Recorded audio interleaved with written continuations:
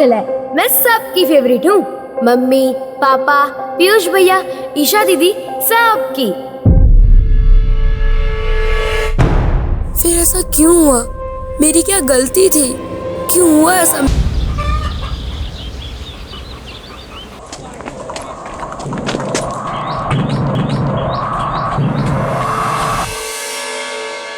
अरे आपने कुछ लीजिए ना। हाँ जी, मिठाई दो बेटा। ठीक है। हाँ, ये ईशा हमारी बिटिया और ये हमारी धर्मपत्नी उमा। चाय लीजिए। द्वारकानाथ जी, हमारे तीनों बच्चे ईशा, पीयूष और काजल बड़े ही सुशील और संस्कारी हैं। पापा वो ना आज स्कूल में।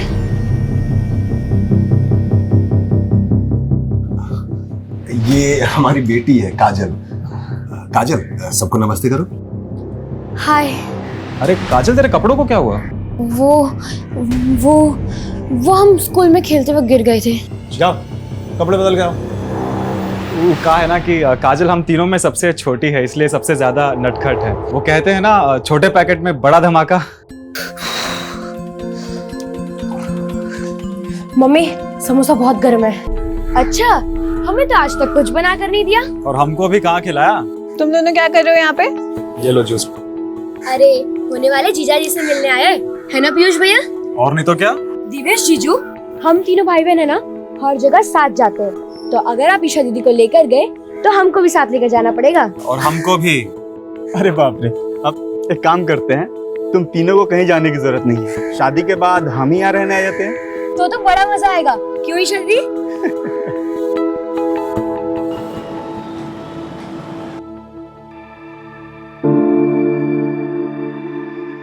अवधेश भैया, झिझक कह रहे, बोलिए ना क्या हुआ? द्वारकानाथ जी क्या बोले? झिझक कह रहे, बोलिए ना क्या हुआ? द्वारकानाथ जी क्या बोले? अगले महीने देवेश अमेरिका जा रहा है।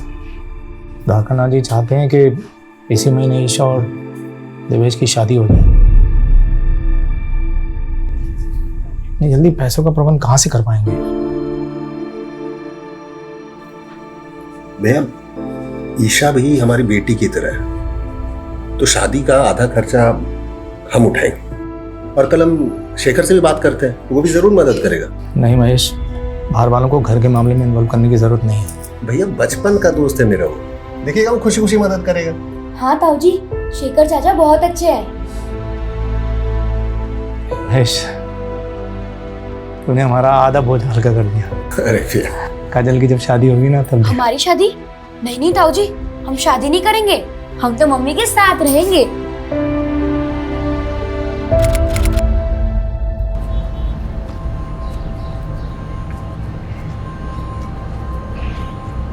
ए काजल,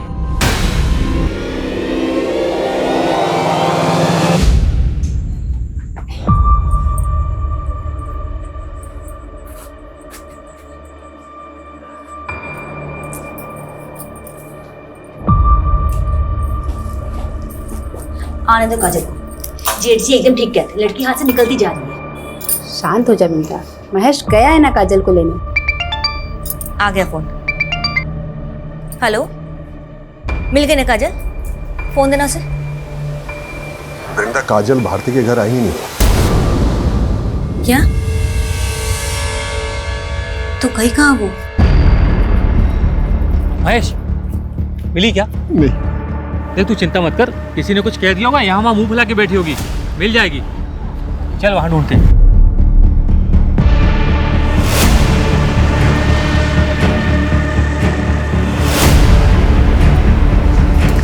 काजल मिली? भैया, अरे कहाँ चली गई? भैया कहीं नहीं मिल रही। भैया हमको बहुत डर लग रहा है, पुलिस से मदद लेना चाहिए।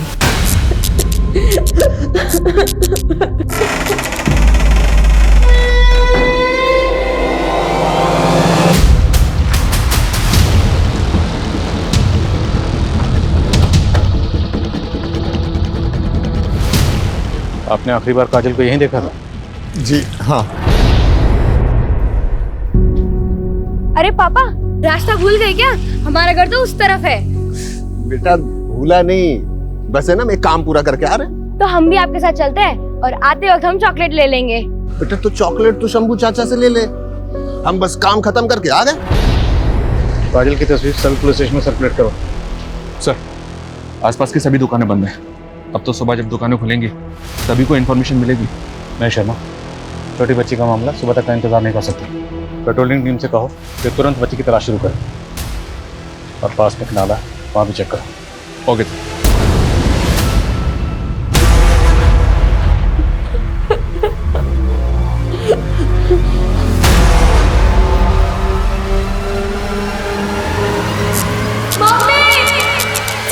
कहाँ जा रही बिंदा?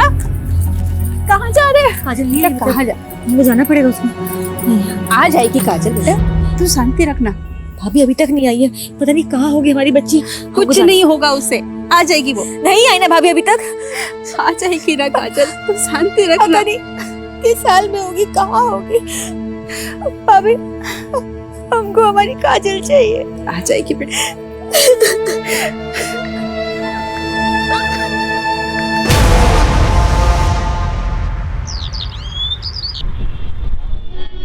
जी साहब, काजल कल शाम में दुकान पे आई थी हमारे। शंभू चाचा, हाँ बेटा, चॉकलेट। ले बेटा। अच्छा, जब वो तुम्हारी दुकान से गई तो तुमने किसी को उसके पीछे जाते हुए देखा था? कोई ऐसा जिसको देख के लगा हो कि शायद वो उसका पीछा कर रहा है? नहीं साहब। सर, इस सीसीटीवी फुटेज में काजल कैप्चर हुई है। एग्जैक्ट 6:13 पर वो इस गली से गुजरी थी और सर यहाँ से उसका घर 1 किलोमीटर की दूरी पर है।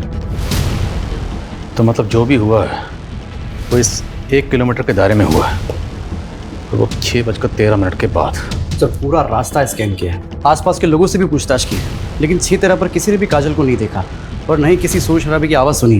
तो क्या ये किसी जान पहचान वाले का काम जो काजल को बहला फुसला कर अपने साथ ले गया? कोई करीबी? क्योंकि अगर ये किडनैपिंग का मामला होता तो अब तक फिरौती का कॉल आना चाहिए था।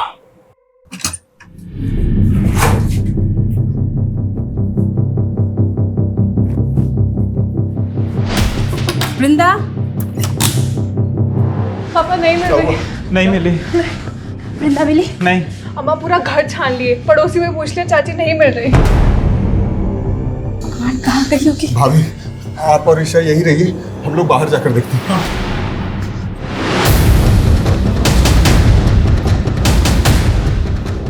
महेश, क्या हुआ?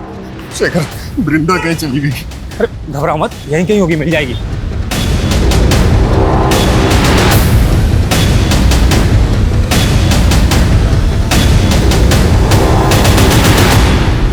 वृंदा मामी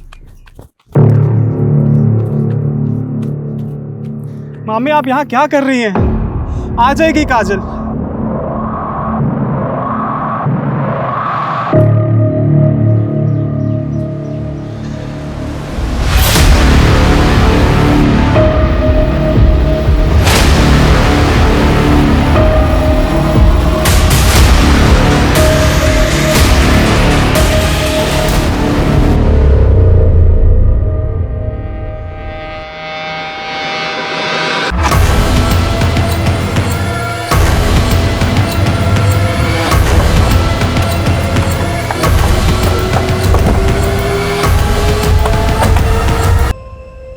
महज 12 साल की बच्ची को कितनी बेरहमी से। जैसे इसके साथ रेप भी हुआ।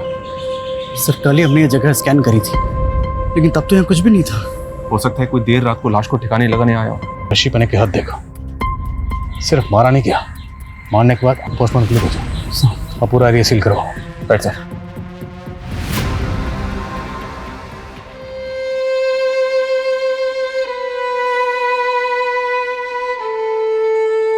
महेश जी, जिसने भी ये किया है हम उसे छोड़ेंगे नहीं।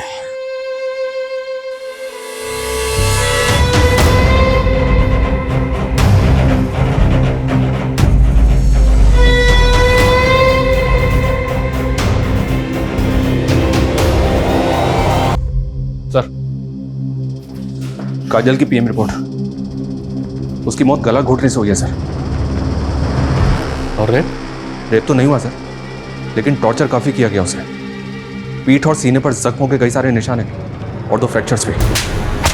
काजल को पहले बहुत बुरी तरह से मारा पीटा गया सर, और गला घोटने के बाद उसकी आंखें। 12 साल की मासूम बच्ची के साथ इतनी हैवानियत,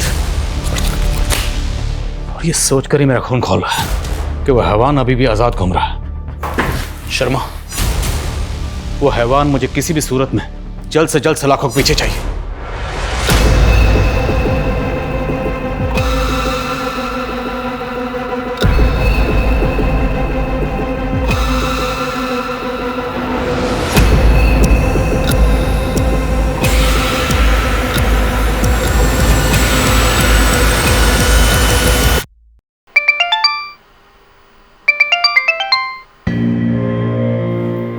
कौन बार बार फोन कर रहा है? देवेश के पिताजी हैं, शायद शादी की तारीख फिक्स करने के लिए फ़ोन कर रहे होंगे। शाम को बात करते हैं उनसे, बोल देंगे कि 6 महीने के लिए शादी टाल दें।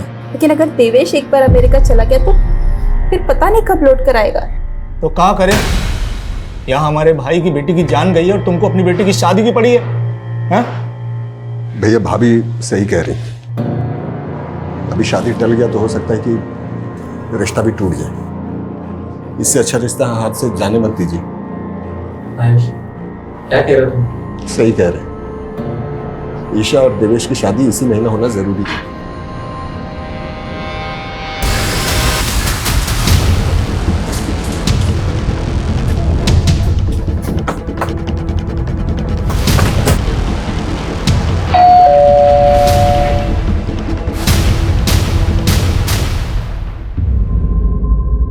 सब ऐसा हमने क्या बिगाड़ा था किसी का, जो हमारे कलेजे के टुकड़े के साथ ऐसा करती। महज ये नफरत और जलन किसी भी इंसान को हैवान बना सकती है। आपकी फैमिली की किसी से कोई दुश्मनी या रंजिश? सर मुझे एक आदमी पर शक है। किस पे? राधे। कौन राधे? सर वो यहीं पास में रहता है, महेश का दूसरे रिश्तेदार भी लगता है। मानसिक रूप से थोड़ा बीमार है, बहुत ही गुस्सैल और अड़ियल इंसान। अभी पिछले महीने एक नेहा नाम की लड़की को उसने बहुत परेशान किया था। छोड़ दो मुझे। अगर तुम मेरे साथ नहीं खेलोगे तो मैं तुम्हें किसी के साथ खेलने नहीं देंगे। चलो तुम। काजल, तुमने मुझे मारा, मैं तुम्हें नहीं छोड़ूंगा। मुझे मारना मत पापा, मुझे मारेंगे, मुझे मारना मत। नहीं मारेंगे, जो पूछ रहे हैं उसका जवाब दो। इस काजल ने तुम्हें मारा था ना? काजल, बुरी बुरी आंखों वाली काजल, इसने मुझे मारा था इधर लकड़ी से 5 बार। काजल ने तुम्हें मारा इसलिए तुमने काजल को मार दिया? शर्मानी चाहिए आपको। मेरा बेटा दिमागी तौर पे कमजोर है, इसे देखकर आपको लगता है कि वो किसी की जान ले सकता है?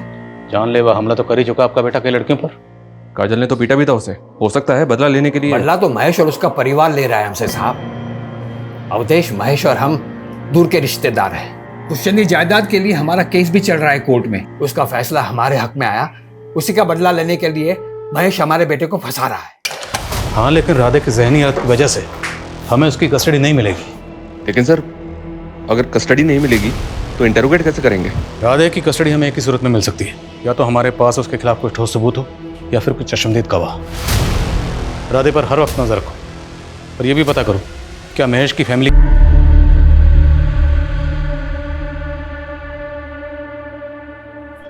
उठे, उठ।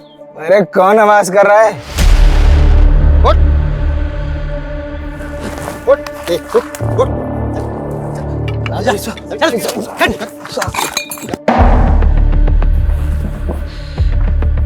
काजल जहाँ से गुजरी थी वहाँ तुम दोनों के नशा करने का अड्डा था, लेकिन काजल की मौत के बाद तुम लोगों ने अपना अड्डा बदल दिया, क्यों? ऐसा कुछ नहीं है साहब, हमें तो पता भी नहीं कि वो लड़की। वैसे क्या नाम बताया था साहब आपने? ये देखो, ये वो लड़की है काजल। ध्यान से देखो और बताओ। उस दिन मैंने इस लड़की को देखा था किसी आदमी के साथ। कौन था वो आदमी? नहीं पता ना कौन था वो। ये दोनों टाइम वेस्ट कर रहे हैं, इनकी हड्डी पसली कर दो। जब तक उस आदमी का नाम याद ना आना है छोड़ना मत इनको। सर मुझे लगता है नशोड़ियों ने उठाया काजल को और अब कहानियां बना रहे हैं। मुझे राधे के ऊपर डाउट है सर। तो सवाल यह है कि काजल को अगर राधे या कोई और जबरदस्ती उठाकर लेकर गया होता तो काजल शोर तो मचाती। ऐसा कुछ हुआ ही नहीं, क्यों? हो सकता है सर पीछे से हमला किया हो अचानक। दोनों नशेड़ी पर नजर रखो और राधे से पूछताछ करते रहो, देखते के सामने आता। Right sir. और एक बात सर, हमने काजल के नेबर्स और घर वालों से तो बात की है, लेकिन काजल जिस स्कूल में पढ़ती है वहाँ पे बात नहीं की अभी तक। शर्मा महज 12 साल की बच्ची थी, तो स्कूल में ऐसा क्या हुआ होगा जो बात मर्डर तक पहुंच जाए? जुवेनाइल क्राइम्स आजकल काफ़ी बढ़ गए हैं, इसलिए सर स्कूल क्राइम और शूटआउट बाहर के देशों में भी देखने को मिले हैं और हमारे यहाँ भी। ठीक है, बात करते हैं स्कूल में। 1 2 3 4 5 6 7 अरे रे, देखो तो बेचारी काजल गिर गई। इसे तो प्रीफेक्ट बनना था ना। चलना आता है नहीं, बनेंगे प्रीफेक्ट। तुम खुद को बुली समझते हो? हम बुली समझते नहीं है बच्चू, हम बुली हैं। स्कूल में सब डरते हैं हमसे। गुड मॉर्निंग सीना sir. Good morning sir, good morning. देखा कैसे डर गया ना। दोबारा हमें यहाँ हमारे दोस्तों को तंग मत करना, वरना सच में प्रिंसिपल सर को बता देंगे। फिर ना ही तुम प्रीफेक्ट रहोगे और ना ही स्कूल में। उस दिन के बाद से आकाश उसके पीछे ही पड़ गया था और एक दिन तो उसने हद ही कर दी। छोड़ो मुझे। मुझ पे हंस रही थी ना। ऐसा करते हैं, इसे स्टोर रूम में बंद कर देते हैं। अब पड़ी रहे इधर ही।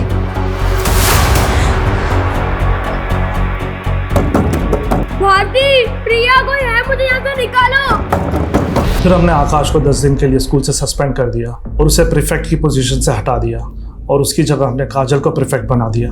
मानते हैं सर, हम काजल को बहुत परेशान करते थे, लेकिन हम उसको कुछ नहीं किए। काजल की वजह से आपको 10 दिन के लिए स्कूल से सस्पेंड कर दिया गया। आपको प्रीफेक्ट से हटाकर काजल को प्रीफेक्ट बना दिया गया। बुरा तो लगा होगा ना बेटा आपको? ये कैसा सवाल है सर? ऐसे सवाल पूछ के हमारे बेटे को टॉर्चर मत कीजिए ना सर। हेलो, अरे बोला ना आपको, लोडिंग हमारे सामने होगी। एक छोटा सा काम निपटा के आ रहे हैं ना हम। का नहीं है, टॉपर है क्लास का।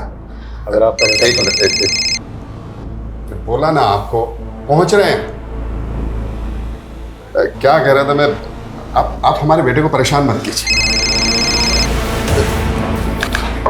ये क्या कर रहे हैं आप? आपको मालूम है कितना इंपॉर्टेंट काम? आपके बेटे के फ्यूचर और उसकी जिंदगी से ज्यादा इंपॉर्टेंट काम है। बात को समझिए ना सर। आप बात को समझने की कोशिश कीजिए। जो लड़की मरी है ना, उसकी जिंदगी भी इंपॉर्टेंट थी। उसका कत्ल हुआ और उसके कातिल को ढूंढना हमारा काम है, और ये काम सबसे ज्यादा इंपॉर्टेंट है। सॉरी सर, आप जो पूछना चाहते हैं पूछिए। हमें पूरा भरोसा है हमारे बेटे ने कुछ नहीं किया। हाँ ठीक है, उसको पकड़ के रखो। नमस्कार सर, मैं तुम्हें फ़ोन करता हूँ। हाँ, कत्ल का कुछ पता चला? हमारे पास रोज़ बहुत सारे केसेस आते हैं, इंसानों की गुमशुदगी के, हत्या के, अपहरण के। अब क्या करें, हम उन केसेस पे ध्यान दें या पूरा का पूरा पुलिस महकमा तुम्हारे गाय के हत्यारों के पीछे लगा दें? बोलो क्या करें?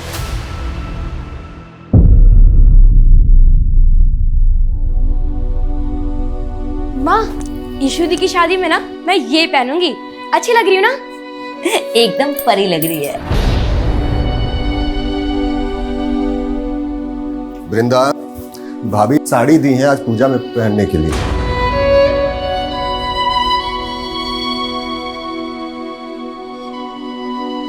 काहे अपना जख्म कुरेद रही है? हम कहे थे ना, काजल का सारा चीज खुद से दूर कर दो।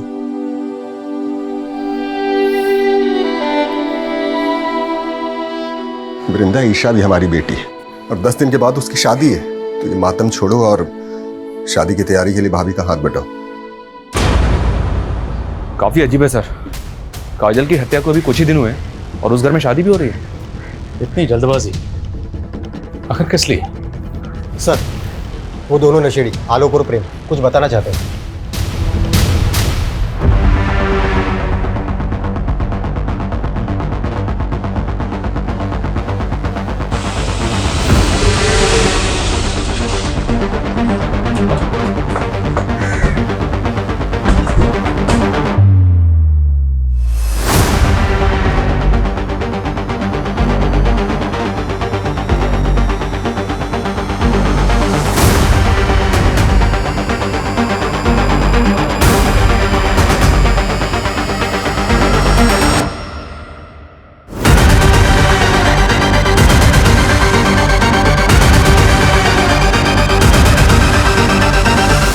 चलें शेखर?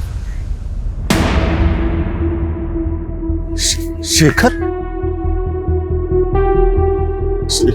सर क्या शेखर ने काजल को मारा? नहीं सर, हम नहीं मान सकते सर। देखिए, हमें 2 चश्मदीद गवाह मिले जिन्होंने उस रात काजल को शेखर के साथ जाते हुए देखा था। लेकिन सर शेखर हमारा बचपन का दोस्त है सर। हाँ, मैं मिला था उस शाम काजल से। काजल कहाँ भटक रही है? भूतनी तो भटकेगी और क्या करेगी? अच्छा ये बताए, भूतनी गोलगप्पे खाएगी? तो चल मेरे साथ। फिर तुम काजल को अपने साथ ले गए, उसे मारा पीटा, उसका गला दबाया और उसकी आंखें निकाल ली। इतनी घटिया हरकत, तुम जैसे इंसान को तो जीने का भी हक नहीं। हाँ सर, सही कहा आपने। मुझे जीने का कोई हक नहीं।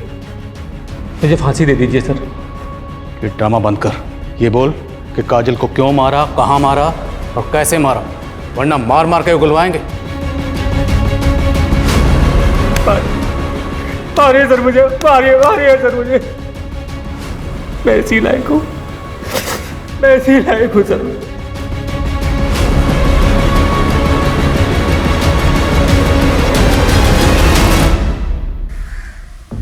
पहली बार ऐसा महसूस हो रहा है जैसे इस केस को क्लोजर नहीं मिला। चश्मदीद गवाह है, कातिल ने अपना जुर्म कबूल कर लिया, फिर भी ऐसा लगता है जैसे केस सॉल्व नहीं हुआ। क्यों सर? पहली बात तो यह है कि शेखर ने काजल को अगर मारा है तो मोटिव क्या था उसने नहीं बताया। उसने काजल को कहाँ मारा नहीं बताया, काजल को कहाँ छुपा के रखा था नहीं बताया, यहाँ तक कि काजल को पेट पर कब लटकाया उसने कुछ नहीं बताया। तो आपको लग रहा है सर शेखर हमसे झूठ बोल रहा है? लेकिन सोचने वाली बात तो ये भी है सर कि कोई खून का इल्जाम अपने सर पे क्यों लेगा? यही सवाल तो ध्यान में घूम रहा है, पर मेरी गट फीलिंग कहती है शेखर खूनी नहीं। राधे के कोई अपडेट? नहीं सर, उसके घर के आसपास लोग लगाए हैं, लेकिन उस दिन के बाद वो घर से ही बाहर नहीं निकला। शायद बाप ने रुक रखा हो। आकाश और उसके फादर विवेक, उनकी बैकग्राउंड भी खंगालो। हो सकता है टॉपर बेटे के सस्पेंशन से बखला कर उसने ये कांड किया। सर आज ही अपने खबरों को काम पे लगाता हूँ। पता कर। सर एक बात दिमाग में आई है, ये भी तो हो सकता है सर कि ये शेखर किसी और को बचाने के लिए इल्जाम अपने सर पे ले रहा है। महेश उसका बचपन का दोस्त है। शेखर ऐसा क्यों करेगा? ये शेखर की फैमिली प्रयागराज में नहीं रहती ना? नहीं सर, 10वीं के बाद मुंबई शिफ्ट हो गया था, लेकिन 3 साल पहले अचानक वापस आ गया और अकेला ही रह रहा है। मुद्दा तो यही है कि शेखर आखिर किसी और के खून का इल्ज़ाम अपने सर क्यों ले रहा है। अब अगर हमें ये जानना है तो हमें शेखर की ज़िंदगी की किताब के पन्नों को पीछे की ओर पलटना होगा। आज ही मुंबई के लिए रवाना हो और पता करो शेखर का गुजरा हुआ कल। Okay sir.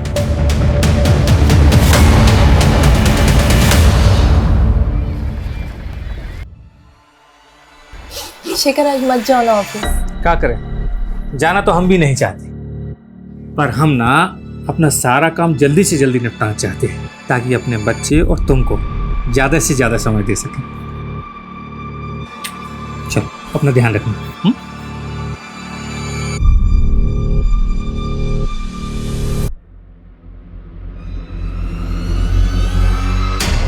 सर पता नहीं कैसे हुआ, मैं जब घर के अंदर गया सारा सामान बिखरा हुआ था और मेरी बीवी तृप्ति वो भी कहीं नहीं थी सर। बाहर निकल के सब लोगों से पूछा पर किसी ने कुछ नहीं बताया। सर प्लीज उसे ढूंढ दीजिए सर मेरी बीवी मां बनने वाली है।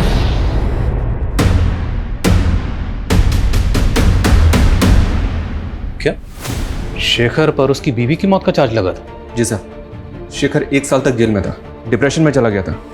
फिर जब कोई सबूत या गवाह नहीं मिला तो उसे छोड़ दिया गया। और दोनों मियाँ बीवी के बीच अनबन की वजह क्या थी? वो पता नहीं चला। उसकी बीवी तृप्ति मिली? No sir. उसकी डेड बॉडी? No sir. मैंने SHO वागले से कहा है कि इस केस में कोई भी अपडेट मिलता है तो वो इन्फॉर्म करे। लेकिन एक बात समझ में नहीं आ रही, शेखर की बीवी तृप्ति गायब हुई 3 साल पहले, तो 3 साल पहले गुजरे उस हादसे का काजल के केस से क्या ताल्लुक हो सकता है? कहीं ऐसा तो नहीं कि शेखर ने अपनी बीवी का कत्ल किया था लेकिन सजा से बच गया, अब वही गिल्ट उससे काजल का कत्ल कबूल करवा रहा है? सर कम है। सर।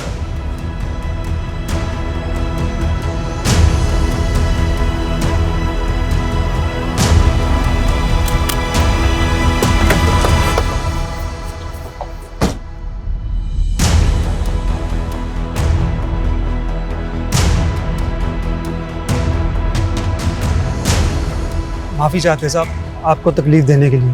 दरअसल हम नहीं चाहते कि ये बात फैले और हमारी बच्ची किसी मुसीबत में फंस जाए। बेफिक्र रहिए, कुछ नहीं होगा। बोलो भारती, क्या बताना चाहती हो? बोलो बेटा।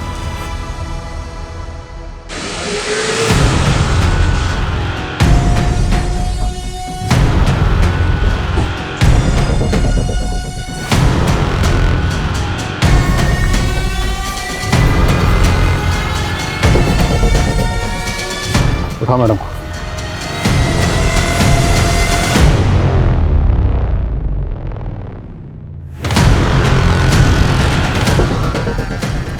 सर हमने क्या किया सर?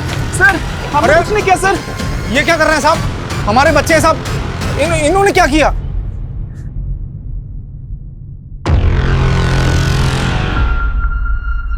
सुना है तुम तीनों भाई बहन में बड़ा प्यार था, और तुम दोनों में तो कुछ ज्यादा ही प्यार था। इश्क, एक नाजायज रिश्ता। तुम दोनों के राज से पर्दा उठ चुका है। अब बेहतर यही होगा कि आगे की कहानी तुम लोग खुद बताओ। बोलो।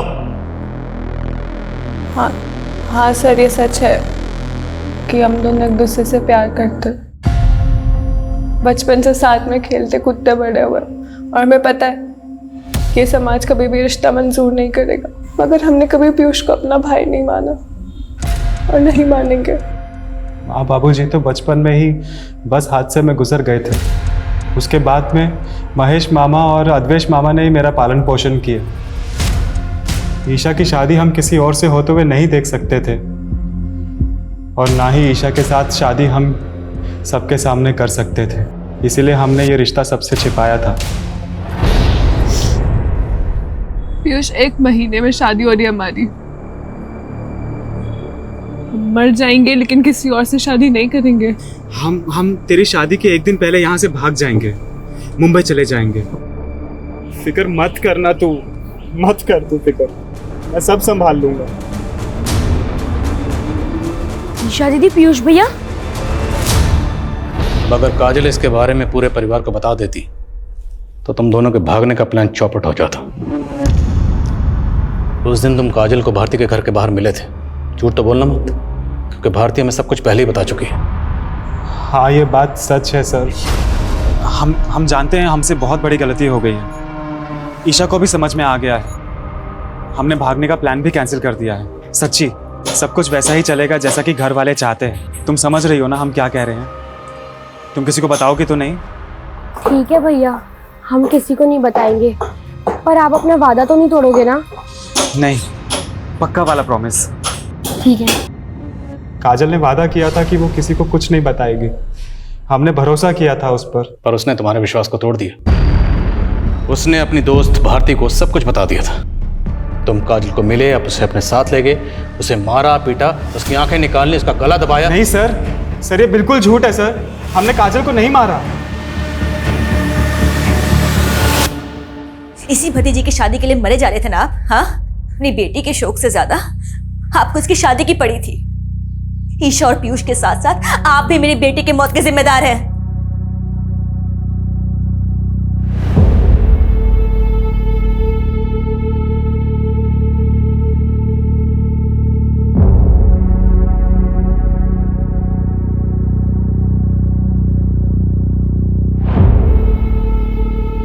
महेश, ईशा और पीयूष जो कर रहे थे वो गलत था, सरासर गलत था, और हम ईशा को इस गलती के लिए कभी माफ नहीं कर सकते। लेकिन मेरा दिल ये मानने के लिए तैयार ही नहीं है कि ईशा काजल को मार सकती है। अरे अपनी सगी बहन मानती थी वो उसे। हाँ महेश, हमें तो लगता है कि ये काम सिर्फ पीयूष का है। भैया, हम हमेशा आपका इज्जत किए, आपके हर बात को माने, लेकिन इस मामले में अच्छा होगा कि आप कुछ न बोली।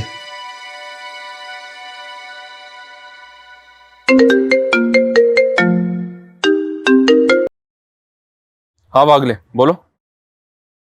क्या शेखर की बीवी तृप्ति जिंदा है? जी सर, ऐसे जो वागले ने ढूंढ निकाला। शर्मा, तुरंत मुंबई के लिए निकलो।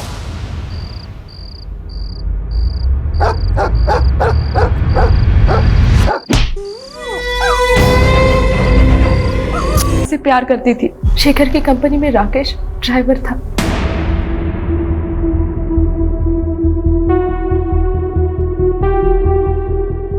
और मैं शेखर को छोड़ना चाहती थी, इसीलिए ये हम दोनों का प्लान था। अपनी आजादी के लिए तुमने एक बेकसूर को फंसा दिया। इससे तो अच्छा होता कि तुम उससे साफ साफ बात कर लेती, डिवोर्स दे देती। मेरे फैमिली वाले मुझे डिवोर्स लेने नहीं देते, पर तब मैंने ये नहीं सोचा था कि शेखर मेरे खून के इल्जाम में जेल चला जाएगा। पर एक तरह से मैंने भी सजा भुगती। कैसी सजा? शेखर से अलग होने के बाद मैं कभी खुश नहीं रह पाई। मेरा बच्चा भी मरा हुआ पैदा हुआ। शेखर भी डिप्रेशन में था और अभी भी जेल में बंद है वो। एक बच्ची के खून का इल्जाम है उसके सर पे। सब शेखर कभी खून नहीं कर सकता। वो तो बहुत नेक इंसान है। मैं ही बेवकूफ थी जो उसको समझ नहीं पाई। सर, शेखर की हिस्ट्री जानने के बाद तो तकरीबन यकीन से कह सकते हैं कि ये निर्दोष है। पीयूष और ईशा दोनों अपनी बात पर अड़े हुए, लेकिन दोनों काफी शातिर हैं। एक ही घर में रह रहे थे, अफेयर चल रहा था, लेकिन किसी को भनक तक नहीं लगने दी। लेकिन सर, पीयूष के खिलाफ हमारे पास कोई सबूत नहीं। पीयूष से मिलने के बाद काजल सीधे अपने घर गई थी, जहाँ उसके पिता और शेखर उसे मिले थे। यानी कि पीयूष से मिलने के बाद तो बिल्कुल ठीक थी। राधे की कोई अपडेट? नहीं सर, कोई सस्पिशियस मूवमेंट नहीं है। तो फिर आखिर इस केस की चाबी है कहाँ? एक काम करते हैं, शुरू से शुरू करते हैं। काजल सबसे पहले मिली थी पीयूष को भारती के घर के बाहर। उस वक्त बजे थे 5:15 सर। 5:15। फिर वहां से जब काजल अपने घर लौट रही थी तो वो अपने पिता महेश से मिली। टाइम 5:55। फिर वहां से वो शंभू की दुकान पे गई। उस वक्त बजे थे तकरीबन 6:15। 6:15। और 6:30 बजे उसे शेखर मिला और वहां पर आलोक और प्रेम भी मौजूद थे उस वक्त। और उसके बाद से 36 घंटे के लिए काजल गायब थी। और 36 घंटे बाद उसे सबसे पहले देखा उसकी माँ ने, जब उसकी लाश पेड़ पर लटकी हुई थी। इसका मतलब सर, इन 36 घंटों में काजल कहाँ थी, हमें सबसे पहले ये पता करना होगा। और सर, वो लड़का राधे जिसको काजल ने पीटा था, और स्कूल का वो लड़का आकाश, उसका फादर विवेक। सस्पेक्ट बहुत है हमारे सामने, पर इन सस्पेक्ट्स में से कातिल कौन है? या कहीं ऐसा तो नहीं कि कातिल अभी तक हमारी रडार में आया ही ना हो?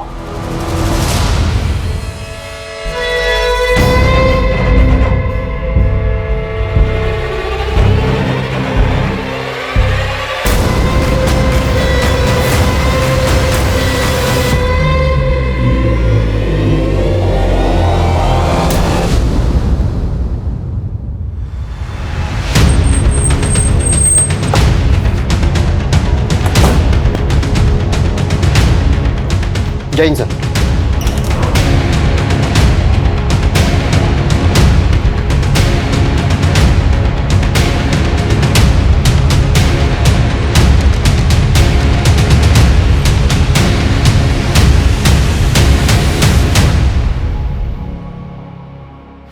सर, अभी तक काजल से जुड़े लोगों पे शक कर रहे थे हम, लेकिन इस हत्या के बाद अब ऐसा लग रहा है कि ये काम किसी सीरियल किलर का हो सकता है।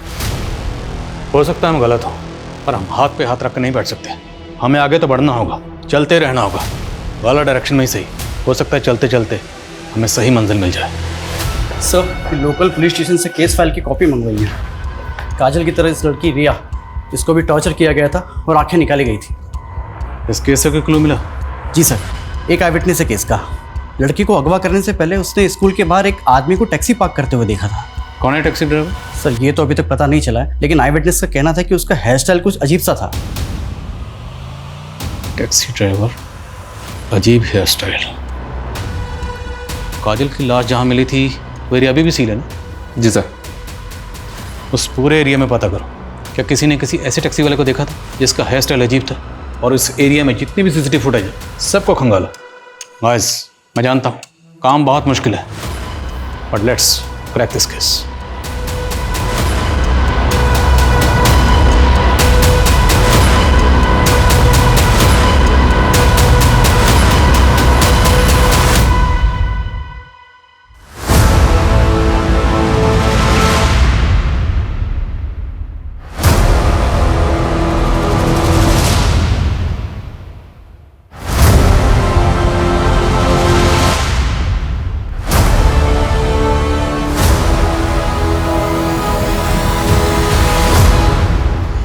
टायर मार्क्स की तरफ हमने कभी ध्यान ही नहीं दिया। सर ये एरिया कभी से सील है, ये सब पहले क्यों हो गया? एक्सपर्ट को बुलवाओ, पता लगवाओ कि टायर मार्क्स किस व्हीकल के हैं। अब इस केस में रोशनी अंधेरे में तीर चलाने से ही होगी।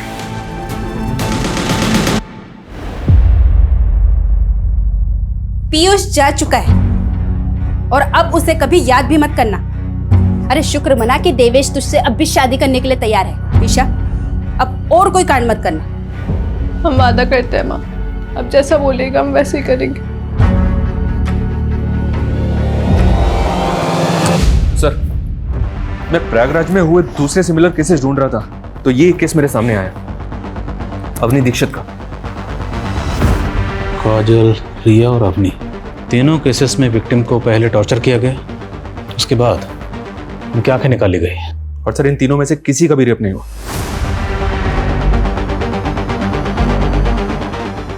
शर्मा, तुमने एक चीज नोटिस की? इन तीनों विक्टिम्स में एक चीज कॉमन है। क्या सर? तीनों की आंखें भूरी हैं। अवनी दीक्षित केस में विक्टिम के आसपास कोई टैक्सी वाला नजर आया था? नो सर, अभी तक कोई भी आई विटनेस सामने नहीं आया। सर काजल मर्डर क्राइम सीन में जो टायर मार्क्स मिले थे वो एक 3 व्हीलर ऑटो रिक्शा है। एक्सपर्ट के मुताबिक वो टायर मार्क्स कम से कम 15 दिन पुराने हैं। 15 दिन? यानी लगभग उसी समय जब हमें काजल की लाश मिली थी। मतलब हम सही ट्रैक पे हैं। उसी रिक्शा में काजल की लाश को लाया गया होगा। लेकिन सर, आई विटनेस ने रिया के केस में जिस ड्राइवर को देखा था वो टैक्सी चला रहा था। Sharma, let's keep it simple. हम एक ऐसे ड्राइवर को ढूंढ रहे हैं जिसका हेयर स्टाइल अजीब है, फिर वो चाहे रिक्शा चलाता हो, टैक्सी चलाता हो, कोई फर्क नहीं पड़ता। पूरी टीम को काम पे लगाओ। जब तक ये बंदा मिल नहीं जाता कोई घर नहीं जाएगा।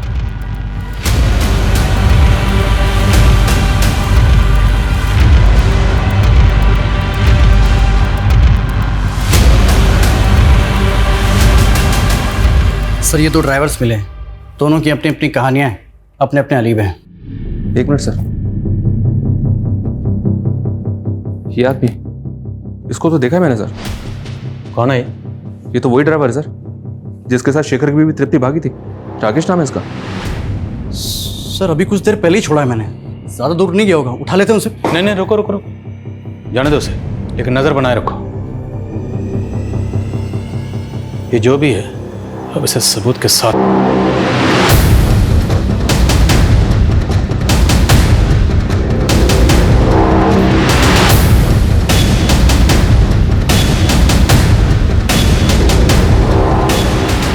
हेलो, हाँ मैं घर के बाहर वेट कर रहा हूँ।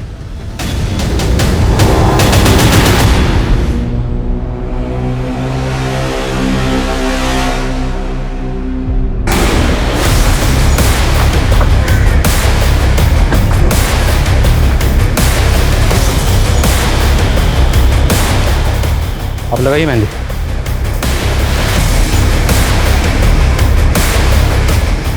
तो केदार जी, राकेश को जानते हैं ना? इतनी जल्दी भूल गए?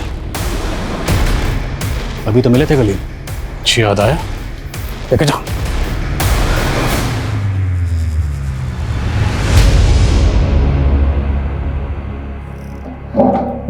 बोलिए केदार जी, सच का बोझ बहुत भारी होता है, उतार दीजिए। राधे, हमारा बेटा, आप तो जानते ही हैं कि वो दिमागी तौर पे कमजोर है।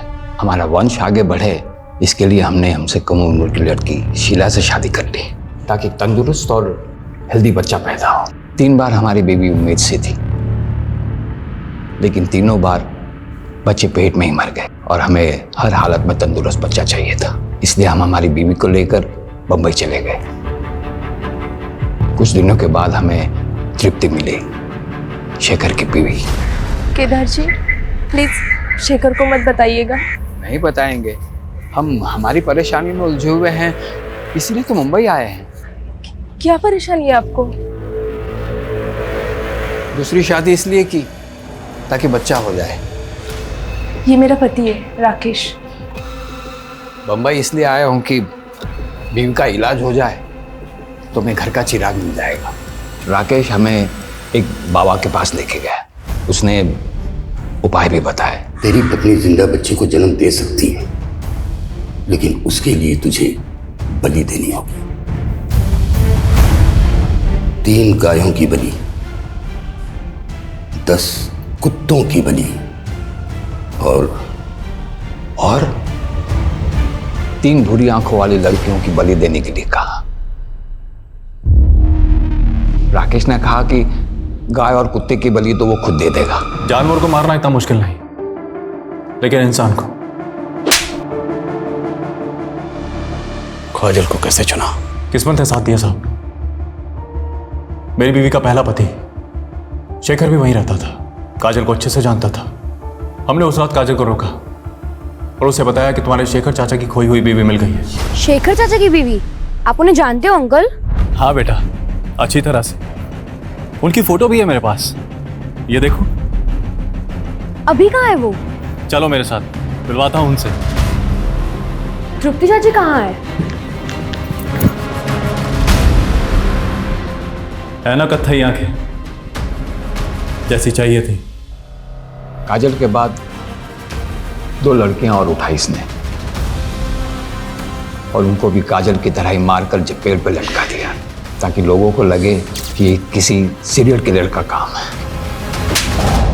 उस ढोंगी बाबा को मुंबई में अरेस्ट कर लिया सर, और उसने सब कबूल भी कर लिया। सर कोई सोच भी नहीं सकता था केदार एक बच्चा पाने के लिए इतना घिनौना जुर्म करवाएगा। अंधविश्वास और लालच का मेल बड़ा खतरनाक होता है। केदार को हर हालत में अपनी संतान चाहिए थी। इसी लालच में वो ये खतरनाक खेल खेल रहा था, जिसमें उसका साथ उस सरफिरा राकेश दे रहा था, और जिसका फायदा उस ढोंगी बाबा ने भी उठाया। अफसोस सिर्फ इस बात का है, इस खेल में उन 3 मासूम बच्चियों ने बिना वजह अपनी जान गंवा दी। और शेखर, जो बेकसूर होने के बावजूद अपनी बीवी तृप्ति के केस में आरोपी बना, पूरी तरह से टूट चुका था। जब काजल के केस में सस्पेक्ट बना तो उसने खून का इल्जाम अपने सर पर ले लिया। तो अच्छा हुआ कि वक्त रहते हम असली कातिल तक पहुंच गए और एक बेकसूर को फिर से बलि पर चढ़ने से बचा लिया।